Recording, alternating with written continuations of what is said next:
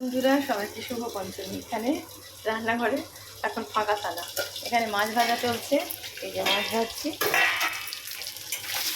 আর এখানে ইলিশ মাছ ভেজেও নিয়েছি করকরে করে, আর এখানে সেই হেলদি ঝোলটা করেছি দেখাই। আজকে রুই মাছ ভাজা দিয়ে হেলদি ঝোল, আর এখানে তো ভাত আছেই। চলুন এবার ফটাফট ভাত বেড়ে ফেলি।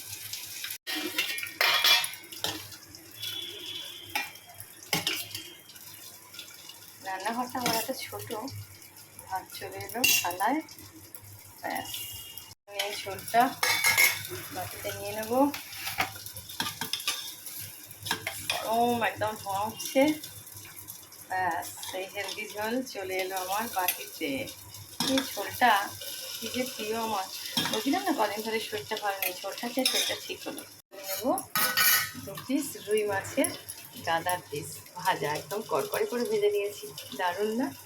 রান্নাঘরটাকেই আজকে শেয়ার করে দিলাম। একটু নুনও পাতে নিয়ে নিলাম, ব্যাস সুন্দর করে হয়ে গেল একটা লাঞ্চ থালি। তাহলে চলুন খেতে বসে পড়ি, পরে আবার দেখা হচ্ছে। সবাই খুব ভালো থাকবেন, সাবধানে থাকবেন। Thank you.